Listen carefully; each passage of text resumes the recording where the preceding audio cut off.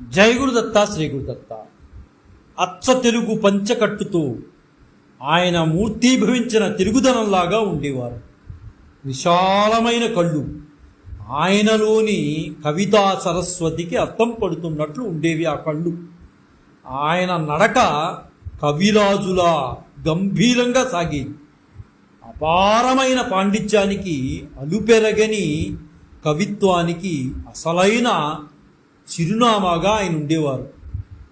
పంచకట్టులో ప్రపంచాన మొనగాడు, కండువా లేనిదే గడప దాటనివాడు, పంచభక్షాలు తమ కంచాన వడ్డింపగా గోంగూర కోసమై గుటకలేసేవాడు. ఎవడయ్యా, ఎవడువాడు అంటే ఇంకెవడు, మన తెలుగువాడు అంటూ ఆయన కన్నా గొప్పగా తెలుగువారిని గురించి ఎవ్వరూ చెప్పలేరు. ఎవరన్నా చెప్పగలరా? ఎవ్వరూ చెప్పలేరు. బద్ధకం ఆయన బద్ధశత్రువు. అందుకే ఆయన నిలువెత్తు చైతన్యానికి సంకేతం. ఒక శతాబ్దికి సరిపడే శతాబ్దిని పుక్కిట పట్టిన వ్యక్తి ఆయన. శబ్ద సౌందర్యాన్ని సున్నితంగా, సుతారంగా తప్ప వేరొకలాగా స్పృశించలేదు ఆయన. ఆయన సృజించే భావసాగరంలో ఓలలాడే వారికి ఇహలోక భవసాగరాలు పిల్ల కాలువల్లాగా కనిపిస్తాయి. వాక్కు విలువ తెలిసి మరీ మాట్లాడేటటువంటి వాగన శాసనుడు ఆయన. ఒక్కొక్కసారి కేవలం కన్నులతో మాత్రమే వాక్కును శాసించగలిగినటువంటి వాగని శాసనుడు మన ఆ వ్యక్తి. మనం అనుకునేటటువంటి ఎవరు ఆయన అంటే ఆయనే సినారే. అదేనండి, సినారే అంటే సింగిరెడ్డి నారాయణ రెడ్డి గారు. మనం అందరం గౌరవప్రదంగా పెంచుకునేటటువంటి డాక్టర్ సి నారాయణ రెడ్డి గారు. సినారే అనే 3 అక్షరాలు తెలుగు, ఉర్దూ, సంస్కృతం 3 భాషల సంగమం. సాహిత్యలోకం, సినీలోకం, అధ్యాపక లోకం అనే ఈ 3 లోకాల మిశ్రమమే సినారే. అటువంటి గొప్ప తెలంగాణ అనర్ఘరత్నమై నేటి మన ప్రాతస్మరణీయులుగా గుర్తింపు పొందుతున్న వారు డాక్టర్ సి నారాయణ రెడ్డి గారు. నేడు వారి జయంతి సందర్భంగా వారి జీవిత విశేషాలను మనం తెలుసుకోవడానికి ప్రయత్నం చేద్దాం. ప్రతిరోజు మార్నింగ్ వాక్తో మొదలయ్యే ఆయన వాక్చాతుర్యం సాయం సభల వరకు ఎంత సవ్వళించినా కాగితంపై పవ్వళించే వరకు విశ్రమించదు. వశిష్ఠుడంతటి వాడందామా అంటే వయసు ఒప్పుకోదు. ఎందరి హృదయాల్లో ఇష్టుడై వసించే వశిష్ఠుడు అనకుంటే మన మనసు ఊరుకోదు. ఆయన రసహృదయ వశిష్ఠుడు. అదే కాదండి, కవితలోనూ జీవితంలోనూ ఎప్పుడూ సిస్టమేటిక్గా ఉండే వశిష్ఠుడు కూడా. అందుకే ఆయన్ని విశిష్టమేటిక్ కవి అని పిలుచుకుంటే మనకు నిజంగా ఆనందంగా, ఆత్మీయంగా, తాదాత్మ్యంగా ఉంటుంది. పదాలమ్మ పాలనను, పదవులింట వెన్నను ఎంతెంతగా ఆరగించినా మనసుకు ఆ జిడ్డు ఉంటుంది చూసారా, ఆ జిడ్డు అంటని వ్యక్తి, అభివ్యక్తి మన సినారే గారండి. పౌర్ణమి రోజున పుట్టిన వాళ్ళు కవులవుతారని మన సనాతన సంప్రదాయం మనకి తెలియజేస్తూ ఉంటుంది. నిజానికి అది ఒక నమ్మకమో సంప్రదాయం చెప్పిందో మన పెద్దలు అంటూ ఉంటారు. పౌర్ణమి రోజు పుట్టిన వాళ్ళు కవులు అవుతారు. అలా పౌర్ణమి రోజు పుట్టి తెలుగు సాహితీ లోకంలో నిండు చంద్రుడుగా, కవిగా, రచయితగా, గేయ కావ్య కృతికర్తగా, పరిశోధకుడిగా, ఒక విద్యావేత్తగా, సినీ గీతాల రచయితగా తనదైన శైలిలో తెలంగాణ పదసోయగాలను ఒలికిస్తూ సాహితీ ప్రస్థానాన్ని కొనసాగించిన సృజనకారుడు మన సినారే గారండి. నేటి రాజన్న సిరిసిల్ల జిల్లాలోని ప్రసిద్ధ పుణ్యక్షేత్రము వేములవాడ. ఆ పక్కనే ఉన్న హనుమాజీపేటకు చెందిన సింగిరెడ్డి మల్లారెడ్డి బుచ్చమ్మలకు సరిగ్గా ఇదే రోజు జూలై 29, 1931 సంవత్సరం అంటే అప్పుడు అది ప్రజోత్పత్తి నామ సంవత్సరం, నిజ ఆషాఢ శుద్ధ పౌర్ణమి. ఆ రోజున సింగిరెడ్డి నారాయణ రెడ్డి గారు జన్మించారు. ఆ పుణ్య దంపతులకు, మల్లారెడ్డి బుచ్చమ్మ దంపతులకు నారాయణ రెడ్డి గారు జన్మించారు. నిజానికి ఆయన గురు పూర్ణిమ రోజు పుట్టారు. అందుకే వేలాది మందికి ఆయన గురుతుల్యుడయ్యారు. ఆయన జాతక కుండల్ని ఒక్కసారి మనం పరిశీలిస్తే ఆయన దశమ భావాధిపతి గురువు 2వ భావంలో ఉన్నాడు. అందుకే వారు జీవితంలో ధనవంతులుగా, నీతి నిజాయితీ కలవారుగా, ప్రభుత్వంచే సన్మానింపబడేవారుగా అనేకంగా స్పష్టంగా మనకి తెలుస్తోంది. అలాగే ముఖ్యంగా ఏంటంటే దానగుణం కలిగిన వారిగా కూడా మనకి తెలుస్తోంది. ఆయన జాతకాన్ని పరిశీలించినట్లయితే మనకి చాలా స్పష్టంగా తెలుస్తుంది. ఒక మూతుబరి వ్యవసాయదారు కుటుంబంలో జన్మించిన నారాయణ రెడ్డి గారు హలం పట్టాల్సిన చేతులతో భిన్నంగా కలం పట్టారు. దాంతో తెలుగు భాషను సుసంపన్నం చేయడం వైపు సాగారు మహానుభావుడు. 3వ తరగతి వరకు ఊళ్ళోనే అరుగుబడి మీద చదువుకుని సిరిసిల్ల కరీంనగర్లో 10వ తరగతి వరకు చదివారు మహానుభావుడు. అప్పటికే 10వ తరగతికే కవిత్వాన్ని రాయడం ప్రారంభించారు చిన్న వయసు నుంచి కూడా. నాటికి తెలంగాణ నిజాం ఏలుబడిలో ఉండేది. అంతటా తెలుగు కనిపించేది కాదు. ఎక్కడో అరకొరగా తెలుగు కనిపించేది నిజాం ఏలుబడిలో. అంతా ఉర్దూ మీడియమే.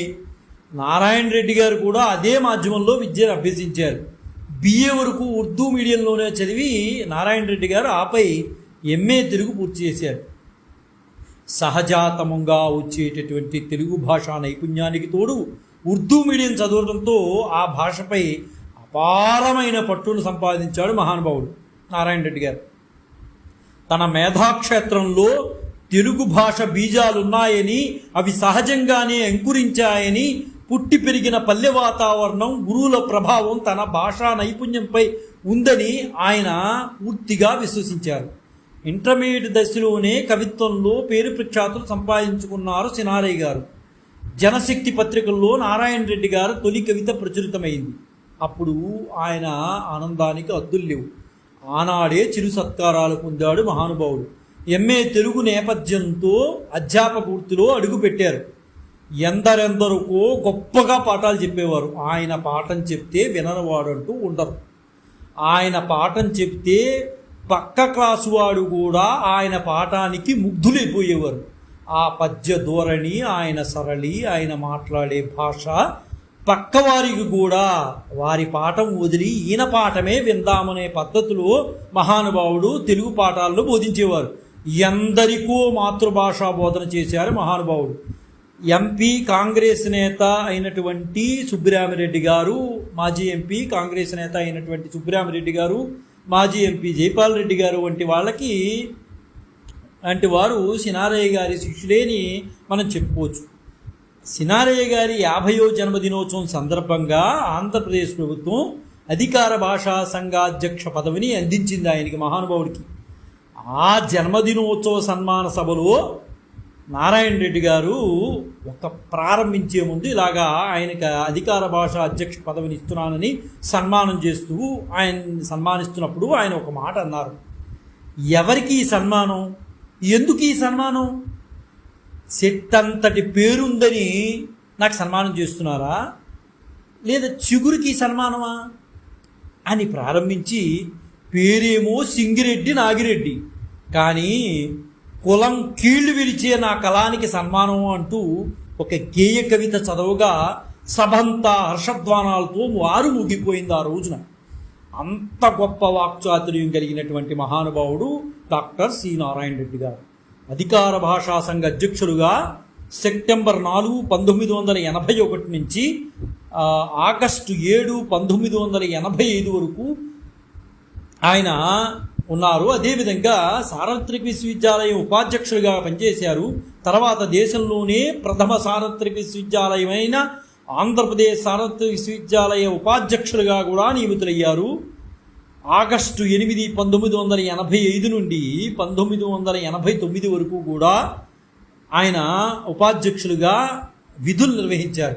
అదేవిధంగా పొట్టి శ్రీరాములు తెలుగు విశ్వవిద్యాలయానికి ఉపాధ్యక్ష పదవిని కూడా స్వీకరించారు. ఆయన విశ్వవిద్యాలయంలో ప్రథమ స్నాతకోత్సవం తెలుగులో నిర్వహింపబడిన సందర్భంలో అప్పటి ఛాన్సలరు ముఖ్యమంత్రి ఎన్టీ రామారావు గారు పాల్గొనగా ఉపరాష్ట్రపతి డాక్టర్ శంకర్ దయాళ్ శర్మ గారు ముఖ్య అతిథిగా విచ్చేశారు. అదేవిధంగా జూలై 7, 1991 నాడు జరిగిన 2వ స్నాతకోత్సవంలో అప్పటి ప్రధానమంత్రి శ్రీ పివి నరసింహారావు గారు ముఖ్య అతిథిగా పాల్గొనడం జరిగింది. 1990 మార్చి 10, 11, 12 తేదీల్లో బెంగళూరులో 3వ అఖిల భారత తెలుగు మహాసభలు నిర్వహించబడ్డాయి. అంతేకాకుండా అంటే ఈయన ఆధ్వర్యంలోనే జరిగినవన్నీ అన్నమాట. ఇవన్నీ మారిషస్లో 1990 డిసెంబర్లో 3వ ప్రపంచ మహాసభలు నిర్వహించింది ఈ తెలుగు విశ్వవిద్యాలయం అనే మన సినారే గారే. ప్రభుత్వ సాంస్కృతిక సలహాదారుగా ఆ తర్వాత 97 జూలై నుండి ఆంధ్రప్రదేశ్ రాష్ట్ర సాంస్కృతిక మండలి అధ్యక్షులుగా కూడా పనిచేశారు. ఆ సమయంలోనే భారత రాష్ట్రపతి రాజ్యసభ సభ్యుని నామనిర్దేశం చేయగా 27/8/1997 నుంచి 26/8/2003 వరకు ఆయన కొనసాగారు. అయితే రాజ్యసభ సభ్యుడిగా కూడా ఆయన కొనసాగారు. దక్షిణ భారతదేశం నుండి రాజ్యసభ సభ్యులుగా నియమింపబడినటువంటి ప్రథమ కవి ఎవరన్నా ఉన్నారు అంటే అది మన డాక్టర్ సి నారాయణ రెడ్డి గారే. నవ్వని పువ్వు మొదలుకొని అలలెత్తే అడుగులు, నింగికెగిరే చెట్లు వరకు 18 ప్రక్రియల్లో సుమారు 90 గ్రంథాలు రచించారు. నా కందాలను అందించడంలో, వచన కవిత్వంలో వైవిధ్యం ప్రదర్శించడంలోనూ, ప్రపంచ పదులను నిర్మించడంలోనూ, తెలుగు గజళ్లను మానవీయ దృక్పథాన్ని అనుసంధించడంలోనూ, ప్రతీకాత్మకంగా వచన కవితలో ఇతిహాస కావ్యాన్ని విశ్వంభరుని నిర్మించడంలోనూ, మట్టి మనిషి ఆకాశం వంటి వచన కవిత్వాన్ని, మట్టి మనిషి ఆకాశం వంటి వచన కవిత కావ్యేతిహాసాన్ని సంవిధాన సంపన్నంగా సృజించడంలో, పాటలో ఏముంది నా మాటలో ఏముంది వంటి స్వీయ చలనచిత్ర గీతికా వాక్య రచనలలో ఋతువర్ణనలను జీవితానికి సమన్వయపరుస్తూ, ఋతుచక్రం వంటి కావ్య రచనల్లో గేయ కావ్యాలకు పద్య కావ్య ప్రౌఢిని ప్రామాణికతను సంతరించడంలో శతాధిక నూతన పదబంధ కల్పనలతో మహాకవి సినారే గారు ప్రయోగశీలం ప్రస్ఫుటంగా కనిపిస్తుంది మనకి. కాశీ మజిలీ కథల ఆధారంగా 1962లో వచ్చిన ఎన్టీఆర్ గారి సినిమా గులేబకావళి కథ సినీ రచయితగా నారాయణ రెడ్డి గారి తొలి సినిమా అయింది.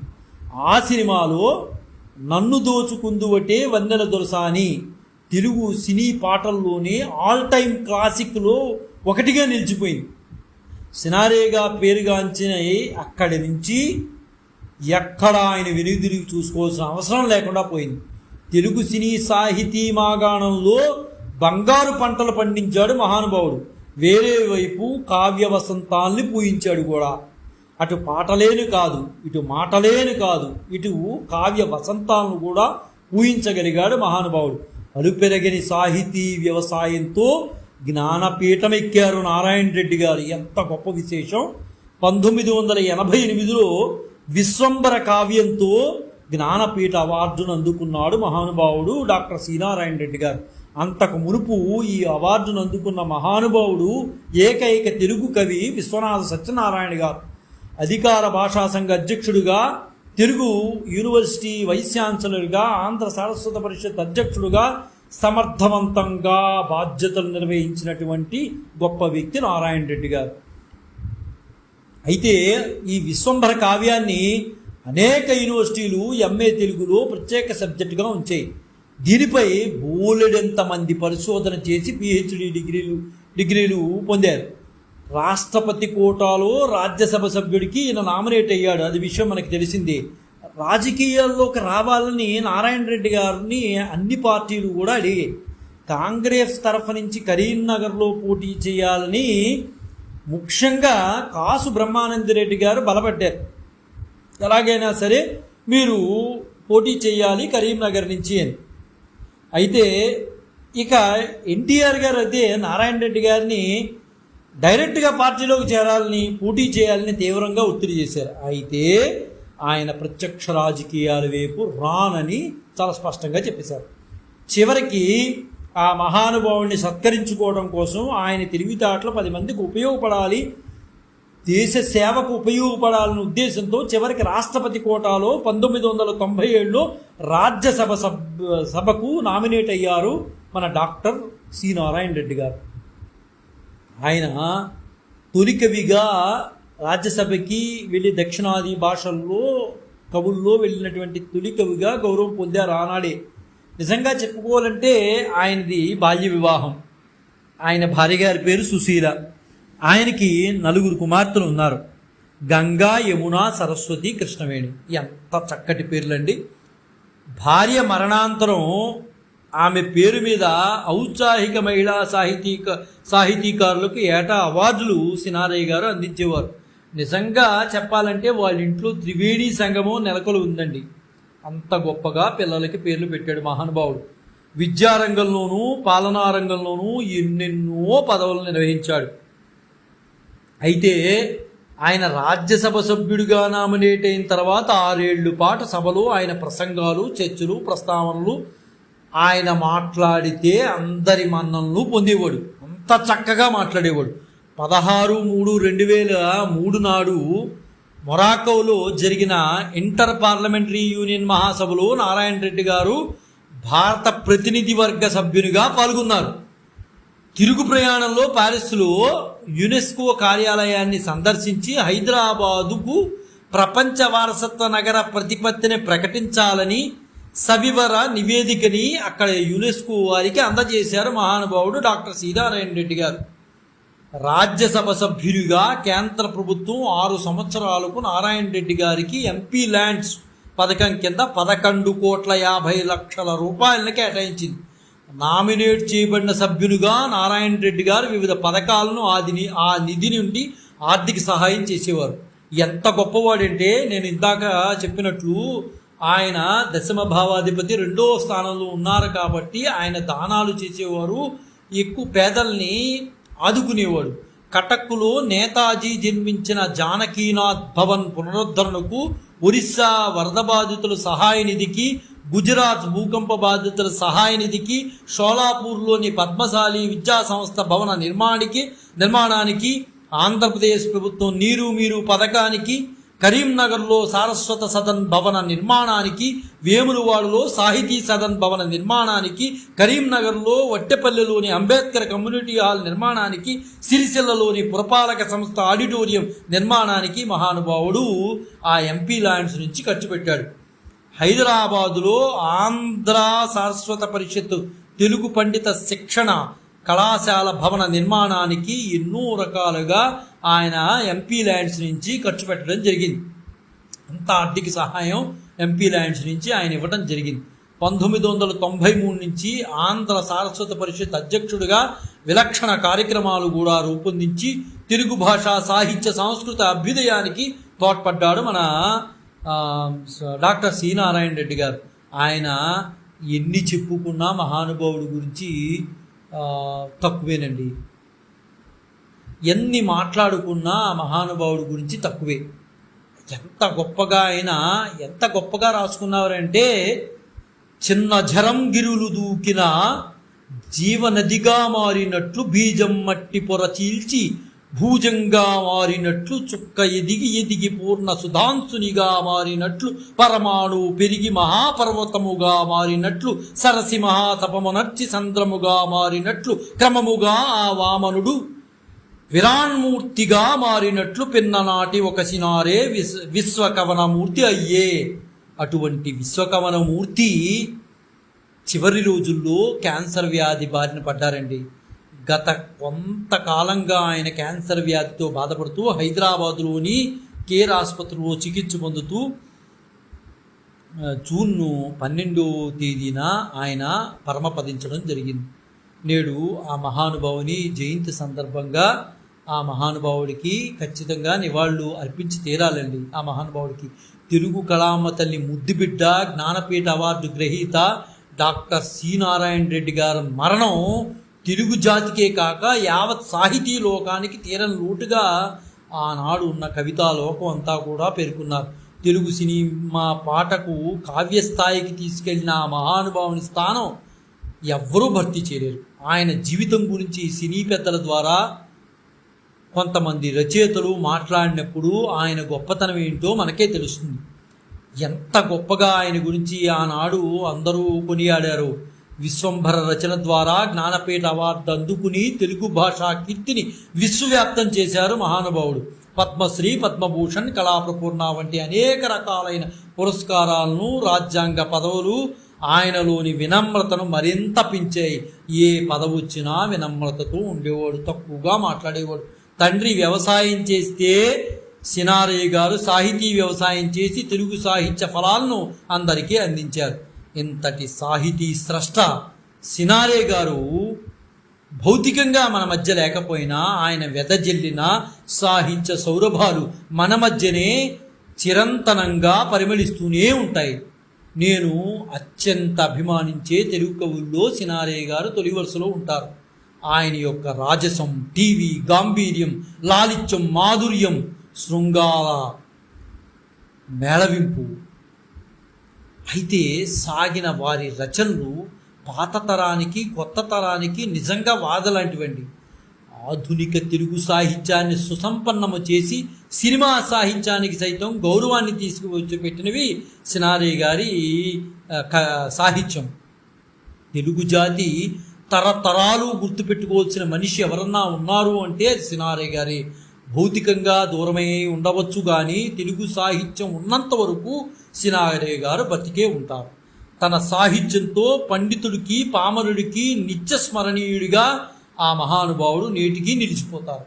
తెలుగువారికి గర్వకారణంగా నిలిచిపోతాడు మహానుభావుడు సినారయ్య గారు. నిజం చెప్పాలంటే సి నారాయణ రెడ్డి గారు ఒక అనంతమైన ఆకాశం. మెరిసే నక్షత్రాలన్నీ ఆయన కవిత్వంలోని అక్షరాలే. సినారయ్య ఒక మహాసముద్రం. ఎగసిపడే కెరటాలన్నీ ఆయన కావ్యమాలికలే. ఆయన కవితారీతుల గురించి, ఆయన సాహిత్య సంపద గురించి ముచ్చటించడానికి కూడా అపారమైన జ్ఞానం కావాలి. అందుకు జగదాంబ అనుగ్రహమే కావాలి తప్పించి మామూలు వాడు ఆయన గురించి మాట్లాడలేరు. ఆయన జ్ఞాన సంపద గురించి మాట్లాడాలంటే ఆ జగదంబ అనుగ్రహం ఉన్నవాళ్ళు మాత్రమే చెప్పగలరు. లేదంటే అంతకు మించిన సాహసం మరొకటి ఉండదు. తెలుగు సాహిత్యానికి వెలుగుపీఠమై నిలిచిన ఆ కవిరాజు, తెలంగాణ సాహిత్యాన్ని విశ్వవ్యాప్తం చేసిన ఆయన నిజానికి తెలంగాణ వాసి అయినా భూగోళమంతా వాసిగా చరిత్ర పుటల్లో నిలిచిపోయాడు డాక్టర్ సి నారాయణ రెడ్డి గారు. కవిత్వమై ఎదిగాడు, కవిత్వమై బతికాడు. కలంతో కరచాలనం చేస్తూ కొత్త పాదులను వేసినవాడు, దివికి భూకి వంతెన వేసి కవితను శిఖరాయమానం చేసిన వారు ఇంకెవరు? మన తెలుగువారు. అందున డాక్టర్ సి నారాయణ రెడ్డి గారు. నేడు వారి జయంతి సందర్భంగా ఆ మహానుభావుడికి నివాళులర్పిస్తున్నాము.